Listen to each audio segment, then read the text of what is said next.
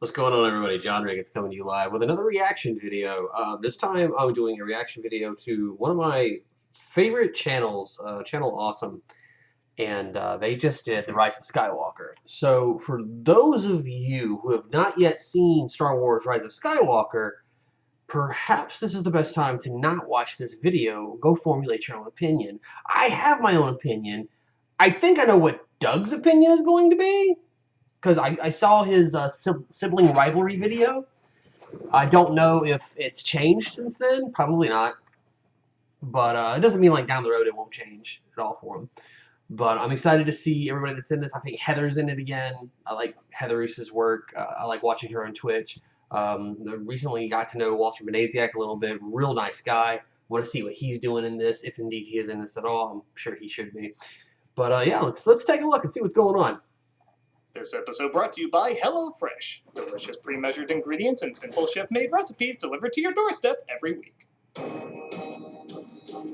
have a really good logo. Really nice little intro. It's definitely changed over the years, too. It shows a good evolution of a channel. Or a brand, at least.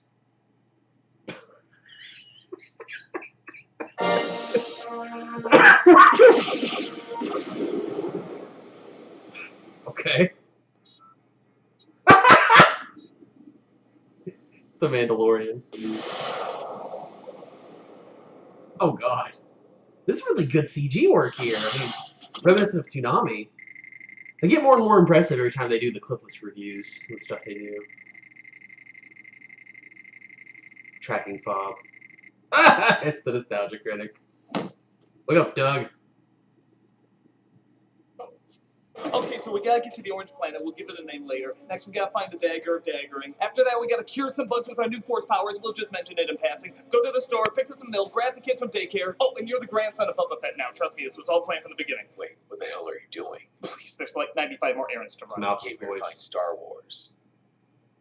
Well, you're in it, man. I just remember it being more grand and awe-inspiring. We've been doing a lot with it lately. Maybe too much. It looks so beaten and worn down. I don't think it was built to handle everything you're putting it through. Nonsense. This baby runs on the finest of fuels. Which is... True, it creates a bumpy, even inconsistent ride, but it still keeps this old girl moving forward. funny. I remember when the ship ran on imagination and ideas. Those were the old days, my friend. Now it's about sticking with what we know works. Walter. Yeah, that's our returning pilot, JJ. Returning pilot? We've gone through a few of them. All right, JJ, how do you generate this fuel? Though it's a special formula we use over and over. Introduce poor hero dressed in white, hint at evil side, even though that obviously won't be a thing. Show bad guy in all black serving seated overlord. Discover bad guy is good side. Display ship battles where one simple thing always wipes the villains out. The hero wins, good bad guy dies. Rinse, repeat. Isn't there only so long that formula can keep this going? Well, we tried straying from it a few times, but the passengers didn't like that. Passengers? You're doing great, JJ. Here's some fuel for your ship. Oh, thank you so much. I'm not happy, JJ. You're taking Star Wars in a direction I don't want it to go. Oh, sorry, I'll change course right away. Better? Quite. Hey, that's not the direction I wanted. Oh, sorry, switching back. Jesus. That's the fans in a nutshell. Okay, why don't I fly in between, making you both happy and unhappy? I'm pleasantly enraged by that. Carry on. So this is how Star Wars is right now. It really is. Well, are you really that surprised? Star Wars, from its premiere in 1977, changed not only cinema, but movie fandom. Because there were only 3 films for so long and they incorporated so many different mythical storytelling elements, there was kind of this sacredness that was built around it. This resulted in, let's say, passionate opinions over the years. Going from rose-colored glasses to slow disappointment, praising a creative genius only to shun him later, and watching the franchise be bought out and be passed on from creative team to creative team. All of this gained praise, anger, I like great Rogue One. memories, bad memories, no memories. Childhoods were reborn while others were destroyed. What was once seen as sacred stories became, well, what they always were, movies. Movies, like any art form, can change people in profound ways, but to many, Star Wars was becoming a way of life, and any changes to a way of life is going to be met with some hostility. And yes, I know the majority of Star Wars fans aren't hostile or demanding. They're a lot like any other movie fans. But I'm talking about the fans the filmmakers probably listen the closest to. That being George, I got a the huge ones who pimple. take it the most seriously.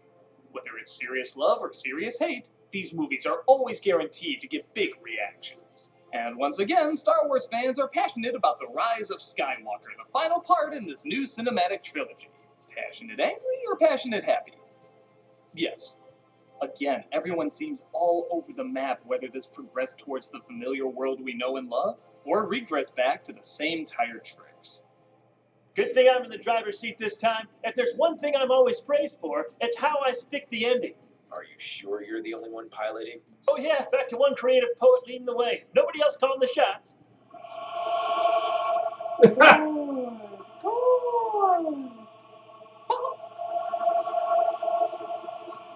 All right, I guess explain how this new old Star Wars works now. I don't know, you might not like everything you hear. I'm not afraid. Good. You will. Yeah, I had that coming. This is Star Wars: The Rise of Skywalker. The dead speak. Come on, talk like a real person. No, those are literally the first words on the opening crawl. Christ. The voice away of now. Palpatine is heard on a radio transmission, so Kylo Ren searches the universe so he can kill them all. Fearing Palpatine might take control of the First Order. He finds him in a hidden part of the galaxy where a legion of Sith fanboys have been growing an army. Come here to kill you. But then you will never get the answers to the questions you possess. The answer is disappointing. Extremely. Okay, I'll ask. Let's retcon this shit. How are you alive? Something Revengella said. Who is Supreme Leader Snoke? Something I threw him in a bottle. What's your major plan? Something we join forces and I give you an army. Barney. Trust you? Come on, you actors, if I have a long history of backstabbing people. Okay, I'm good. First order on the first order is to kill Rey. Right after you put a halt to it so I can continue my shaky animatronic movements. Welcome to Chuck E. Cheese. Let's wish Snoke 72 a happy birthday. Make a wish and strike those candles down to the goal of your hatred and your journey towards the dark side will be complete. Also, free tokens. While the Resistance is hiding out on low-calorie Endor, yeah, they ran out of looks for these planets, so I'm just calling them what they're ripping off. As General Leia trains Rey as a Camera. It looks like Palpatine's back. But I thought Palpatine was dead. We've had one Palpatine, yes. What about second Palpatine? You need to figure out how to hear all the Jedis that have come through.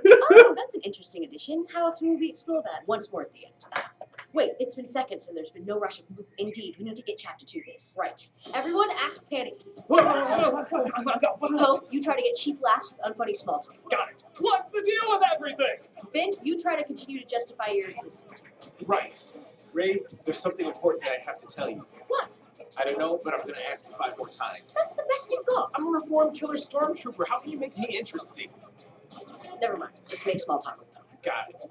What's the deal? What's the deal? Everybody, go to different planets to find Palpatine. And look! You stay behind and help out here. Oh, thank you. Yeah, you've been through enough. I am more than happy to be Jar Jar in the last 2 prequels. Now! Oh. Calorie Tatooine, where a festival is being thrown by the natives. First of all, poor Kelly Marie Tran. Like, she got screwed in these Star Wars movies, and that sucks because she's actually a pretty good actress, a really good actress actually. It sucks even worse because they just didn't use her in this movie. Because like, oh, nobody liked her, so we're just gonna put her in here. I'm like, no, you developed the character, keep going with it. Ugh, bothered the hell out of me. Go diversity. And among the celebration, they come across Lando. Hi, I'm Lando. They then get chased down by stormtroopers and fall into quicksand that leads them to a cavern where they find a Sith dagger.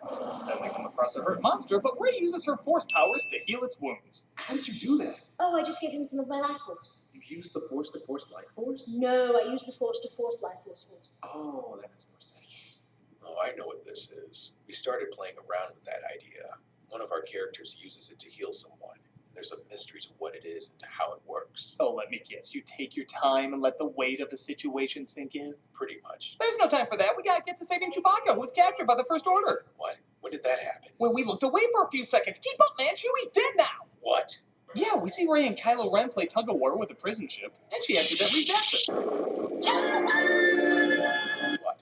Chewie's dead? No, now he's alive. What? How? There's another prison ship off screen, obviously. So he was captured off screen and put in a different ship off screen? Yeah, stay on track. Now the prequels are cool again. Okay, that I know you're lying about. No, it's sadly a thing. Listen. I mean, they're not that bad when compared to Last Jedi. Yeah, I mean, I saw them when I was 2. I figure I'm a good judge of cinema at that point. And the Emperor was cool. Hey, JJ, we want to see more Emperor. Oh, right away. More Emperor on the beaten path. This path is beaten all right. Well, what do you do if you can't have constant exposition and jumping from place to place every few minutes? I don't know. Visual storytelling, slow pacing, short but relatable dialogue so you can understand character quickly. Why are you still on this? We just missed 8 more scenes. Of course we have. Now they're on low-calorie croissants with a dash of hot. Where they need the writing on the dagger translated, and one of Poe's old flings named Zori can help. You know, I've seen your face. I'm not sure why you're trying to keep it hidden. I'm trying to do like a Boba Fett thing, keeping my appearance a mystery. For what, the 4 minutes you're in this trilogy? Well, here, you can see my eyes. Happy? Not really. Your eyes look great. If you had like 3 eyes or something, we'd be more curious about what you look like. Let's talk about you. Okay. You really think of all the characters people want a sit-down moment with you? Hey, we're just trying to build up the drama of me about to become a general. Aren't you that idiot that mutinied in the middle of a chase? I remember why I don't like you.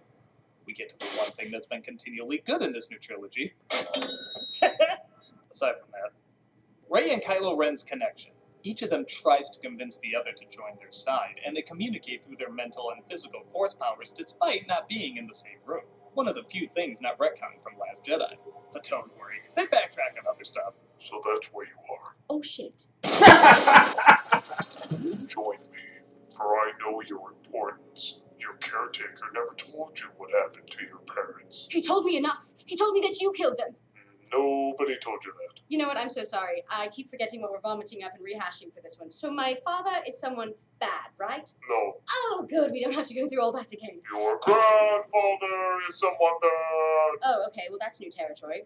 Who is it? Snoke? No. Palpatine? Yes. Hux? No. That guy Benicio del Toro played last time? You already guessed it. What? Who? Palpatine. Wait, Palpatine's her granddaddy? That was a thing. Who the hell slept with him? I mean, it'd have to be right after his face got lightninged and shit. You telling me somebody saw that guy and was like, hey, might be a good fuck? Apparently that doesn't matter. What do you mean that doesn't matter? How does someone bang the leader of the galaxy and then disappear? He didn't keep tabs on her? She somehow avoided him? This is the fucking story, man. This is the juicy shit the trilogy should have been about. Oh, what? The Last Jedi apologists didn't need to know Snoke's story. Oh, shut up. They said Rey was a nobody. So anyone could be strong with the Force. But now it's midichlorians, and you have to be related to somebody. Boo! No, what else was I supposed to explore with this? Maybe we could explore Snoke, dead. Maybe dive into Rey's past, nada. Maybe draw out Finn and Phasma's rivalry, kaput. Maybe see if Rey would join the dark side. Ending. What was I supposed to do? Everything was finished before it was even set up. There definitely is some truth to that. Last Jedi set up some new ideas and directions it could go in, but it wrapped up so much that character-wise, all that was left to explore was Rey and Kylo Ren's relationship. And even then, not a ton, as they seem to have stayed on their chosen sides. To suddenly give the final film a blank slate to go off of is a bit of a challenge, to say the least. And here's the thing, taking into account all 9 films when you watch them all together, having Rey be related to the Emperor is not a bad idea. Really, it's I mean, not. in chronological order, it does kind of start with Palpatine, so it makes sense it would end with him as well. But to bring him into this new trilogy now, especially in such a rushed and clumsy manner, this was way too big an idea to squeeze into the final film. Had they started out with this idea in The Force Awakens, maybe it could have developed into something gripping. Hell, even in Last Jedi, when they kill Snoke, if we suddenly hear the Emperor laughing, that would be kind of a good lead-in. Just something, anything. As is, it just feels like a last-minute surprise. Like, imagine you found out that Vader was Luke's father in Return of the Jedi instead of Empire Strikes Back. It just wouldn't be enough time to get all that you can out of it. So am I against the idea? No. Am I against the idea now? 1,000,000%! Well, as the pilot who has vowed to take control of this journey, it's my responsibility to say, It's his fault. How is this a different Star Wars than I remember, yet not different enough? And that right there is kind of the overarching gist of the whole series. This is a commercial. We're going to skip it. Hello? We have HelloFresh. If you want to see HelloFresh again, you'll do as we say. Of course, we understand why it's so important to you.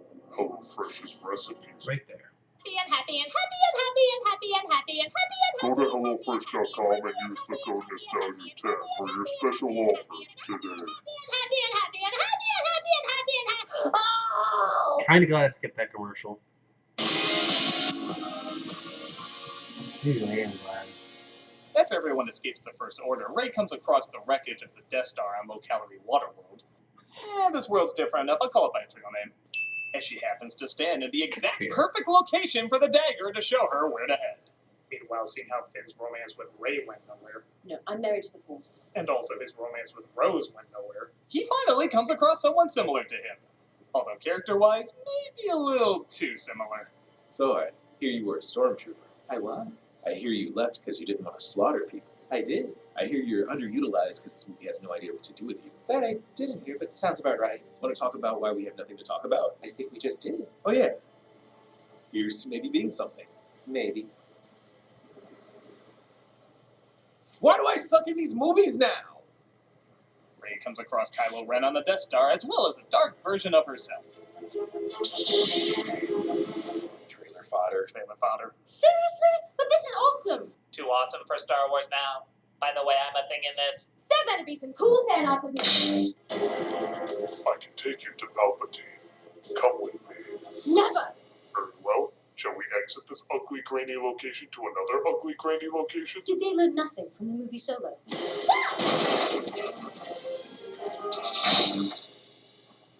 Rey defeats Kylo Ren, though, and decides to pretty take quick. his ship to find Palpatine. That was a good here's the fight. keys. There's your peach. I guess Leia, though, uses her forced life force or whatever to give Kylo Ren extra life. Honestly, given Carrie Fisher's untimely death, they worked all of this.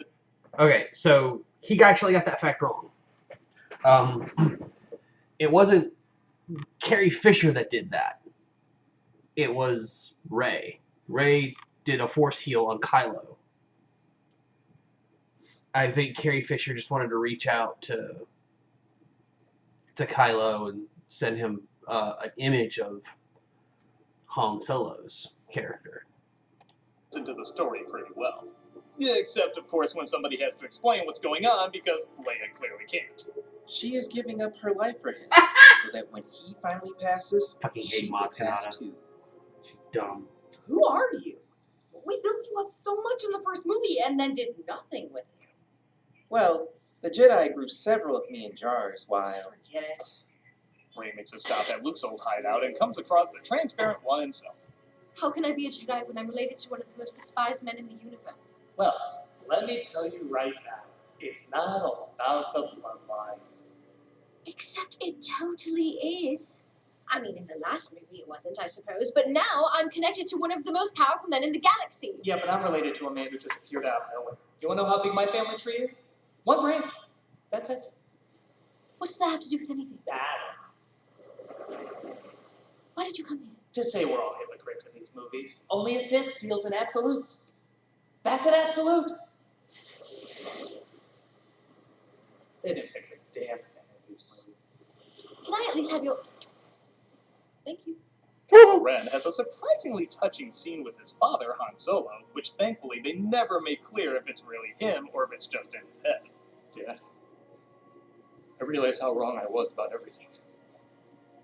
I just wanted to say, I know something. Oh, I gave the only emotional scene in the movie. Amy So Vince. long, everybody. I'm never coming back to these damn films, and I mean it this time. Remember how in the other movies when they're going into a fight they would discuss their strategy of how to take the enemy down?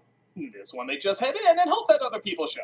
All the discussions, all the strategy, all the times people sit around and listen to what they have to do so we have suspense of knowing when something doesn't go right, are gone. Why? Because you know the plan. It's the 4th time they've done it. Can you guess? They shoot the one thing that blows everybody up. Yeah, that's what it always says. Hey, now give us some due credit here. It's only the 5th time we've had a throne room scene where someone sits and watches people fight with lightsabers. Yay, they're doing it again! Boo! I don't want to see that. Boo! Oh, okay, I'll change it up. How about it's still in the throne room, but the main villain doesn't show up until the end? Yes! Now we'll both be disappointed! Woo! Actually, that's a good point. Who's even the main villain now?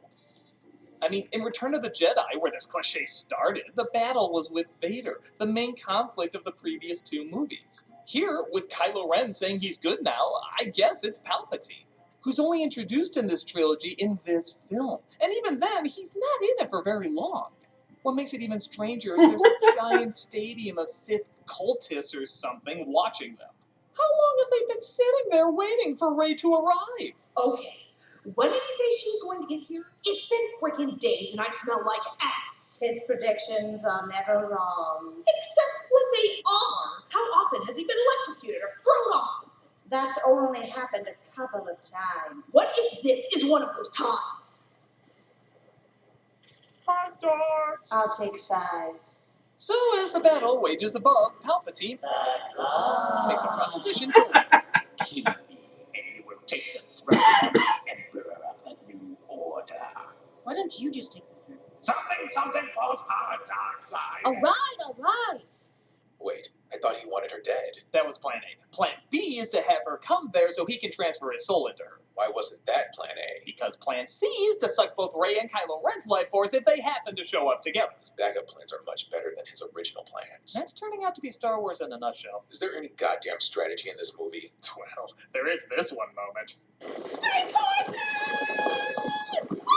That was pretty What? Yep, stinking space horses are in this again. The same ones as before? No, different ones. All I can imagine is them transferring those animals to the friggin' fight. This'll be great! There's totally so much we can do with these guys in a space battle! I'll go, Mom. Kylo Ren shows up to help Rey, but that only makes things worse as the Emperor now has their unique bond that makes them much more powerful so he can drain their life force together, making him more powerful. It's dumb. Let's make lightning strike twice, baby. McClunky! McClunky. Now, for some reason, finally connects with all the Jedi of the past and uses their strength to fight back. I believe in you. I believe in you. I believe in you. I believe in you, Peter.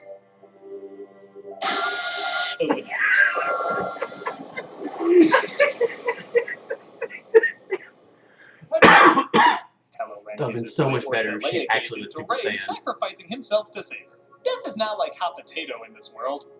Oh, Kylan. Just when I was learning to love you. They kiss? Uh-huh. Odd.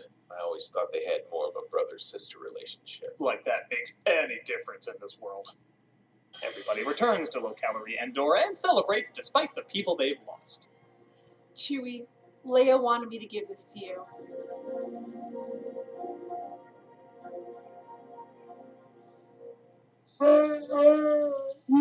She just never had the time. What can I say? We're all hypocrites in these movies. Even Lando makes a friend. So, where are you from? I don't know. Want to find out together? Can I hit on someone that's not me? Actually, you might be my daughter. Ew! Rey goes to Luke's original home and buries the lightsaber, coming across an old resident. Lightsabers. Nobody's been there for years. What's your name? Rey. And your last name that presumably your parents gave you? They didn't. Odd. Well, I guess technically it's... Oh, I see. Because bloodlines don't matter, she's going to say her name is Palpatine, turning that evil name into something strong and hopeful. Skywalker. Or she picked Skywalker. A a name associated with a dark overlord who killed children. Younglings. They're fucking called children. Well, like this movie, I guess it's in the eye of the beholder. Rise of Skywalker, from my viewpoint, is a mess. I can't act like the previous two were perfect, but this seems especially all over the map. The motivations keep changing, plot twists seem unearned, the pacing is way too fast, trying to accomplish way too much. And on top of that, it was ugly to look at. Even if you didn't like the previous two, they were at least visually stimulating. This one is grainy, dark, colorless, and sometimes even hard to make out. As this trilogy draws to a close, I can't act like I wasn't introduced to some interesting ideas, but they never felt anchored down by a clear goal, apart from, you know. I didn't hate this film by any means. It did give me some cool scenes, and honestly, it is nice to finally have some closure, even if it's not 100% satisfying. But that's kind of the Star Wars we have now, where in the past, Star Wars seemed to bring fans together, whether for one reason or another, it now seems to leave them divided. Nuh-uh, you're wrong. We're not divided. Yes, we are. We're so divided. Why don't I just do what Right, makes you can everybody see the money? camera in your glasses. No, we're not. No, we're not. We're together. We are divided. And so we're together. We disagree on the same thing. We disagree that this movie is something that we both don't want. Get it? What was that? Hey, Mando, you find what you're looking for? Yeah, but it's definitely not how I remember it. Well, hurry back. You've got someone little waiting for you. Oh my god! That is the most adorable thing I've ever seen. Too cute, too cute. Wait, you all like this? How can we not love something like that? I have never seen anything more precious. Where can I see more of that? Well, I guess you can follow us. I mean, we are technically Star Wars. What? Can't be. It's bringing all these fans together. Well, without it, I wouldn't be here. Star Wars molded me, shaped me into who I am. I guess when something is really that powerful, it finds life anywhere, even the most unlikely places. Like a bounty hunter raising a baby Yoda. Yeah, actually, the more I think about it, I feel like most fans, if they heard that, would hate it. Yet here we are. Can I come? Yeah, me too. And me? Sure. Come on, guys. Let's go down a different path. You're so adorable.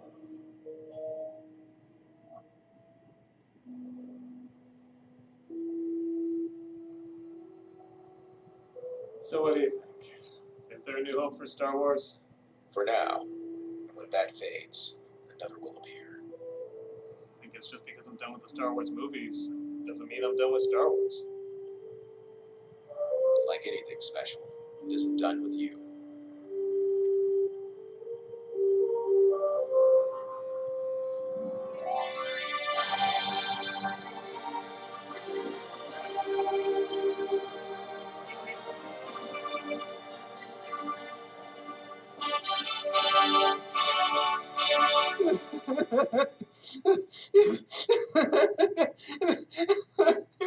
Oh my god.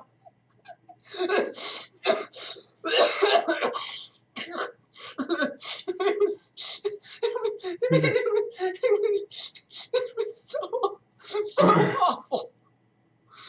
What was that? Am I missing a meme here? All right. Well, okay, stop. Don't No. even wear glasses anymore. Let's skip ahead a little bit. I don't even know who that is. That I don't know who that is. Who is that? Who was that? Anyways, whatever. I enjoyed the review other until that last end. I agree, actually, with a lot of what Doug had to say in this particular review, with what a lot of people had to say in this particular review. But I'm glad that he ended on a very good note, a very positive note, because what's going on is that people are moving away from the Star Wars movies, but we're moving towards a new era of Star Wars where it's the Star Wars TV shows. So I'm in a very small camp of people that actually enjoyed a couple of different Star Wars movies. I liked this new one. I'm glad that we wrapped it up. I felt like it is the ending that these movies deserved. It's not the ending that my original trilogy deserved, in the least. And just like I felt like the prequels weren't the prequels that my original trilogy deserved.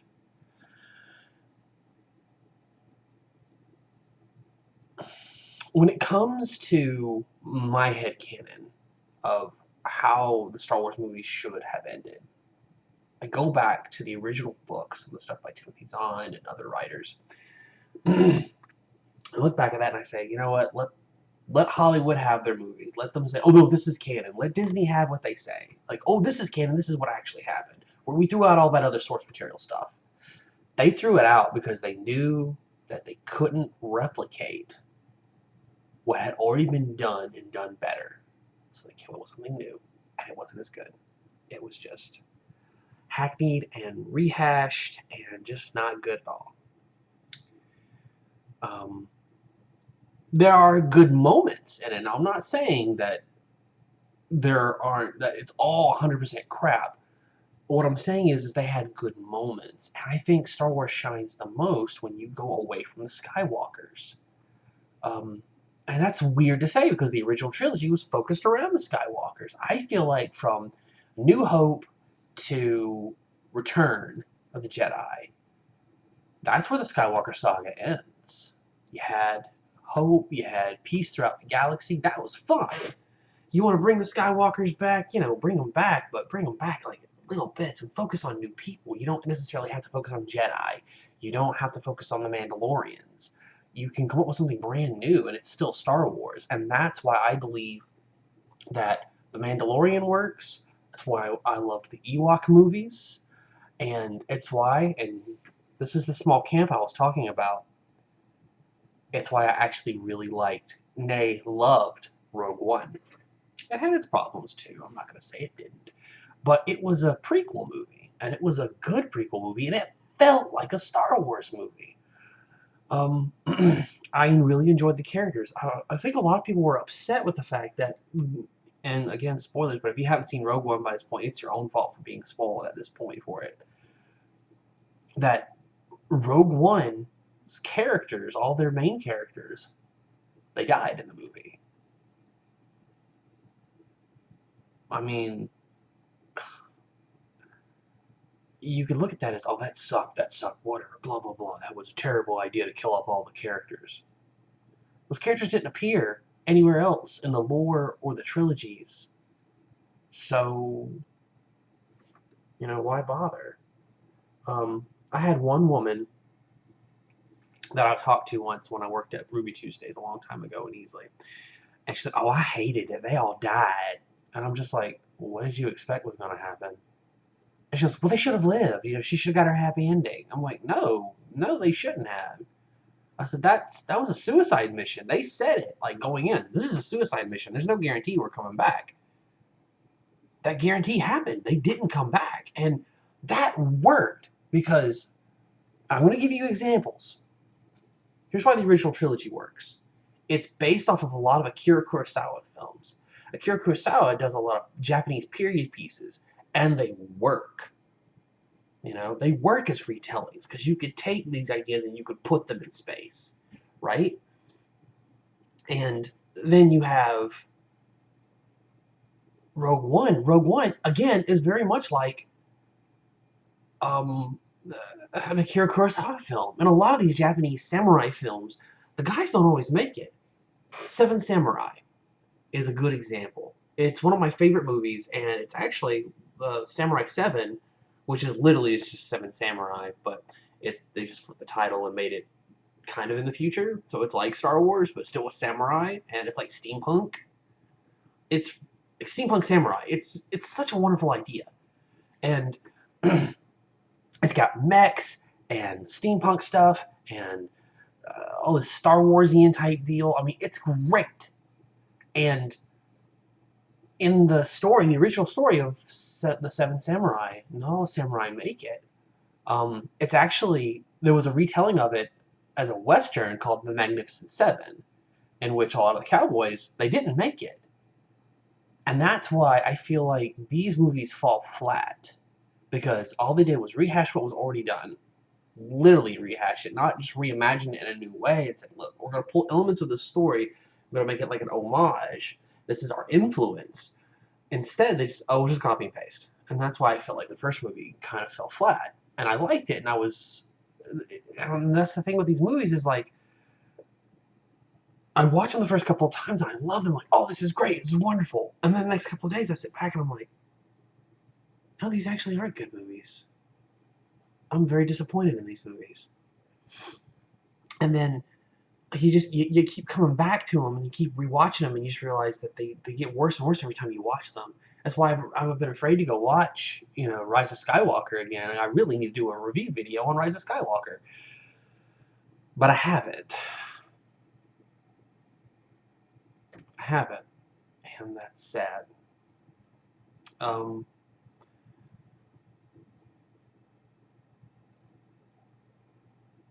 I feel like I got a little off topic, or maybe I rambled into one of my spider webs. My thoughts kind of web off. But that's why I feel like Mandalorian works too. I was talking about Kira Kurosawa films, yes. That's why I feel like Mandalorian, Rogue One, and the original Star Wars films, they all work because they're very much like, Japanese samurai film, period pieces. And everyone knows that The Mandalorian is kind of an homage to Lone Wolf and Cub, even down to the description of the movies or the episodes, because Lone Wolf and Cub was like baby cart in hell or baby cart in a highway robbery, something like that. And you see him going around with this baby cart that has all these gadgets on it, and he's fighting bad guys, and he's protecting his son at the same time. And in The Mandalorian, it's him going around protecting his son, fighting bad guys, using all these different gadgets that he's got on his ship, the baby carriage. That's exactly what it is. And I love it for that. God, I love it. And I'm trying not to be too loud because my fiance's in there. She's pregnant, she's sick, she's trying to sleep. And I asked her if I could come and do this reaction video before I went to bed. She's like, yeah, sure, go ahead. So I'm about to actually, it's almost midnight, I'm about to go in there and be with her. But, I don't know. I agree a lot with what Doug says. He pointed out a lot of the problems, and he did. I don't feel like he glossed over all the good that was in that movie, but I feel like he could have talked more about the good that was in the movie. It was a good way to kind of poke fun at both camps of the Star Wars films, because you got the ones that love it, and then you got the ones that hate it, and then now you got this new one that's where it's all kind of right down the middle with it. And I would say JJ's doing his best with what he's got.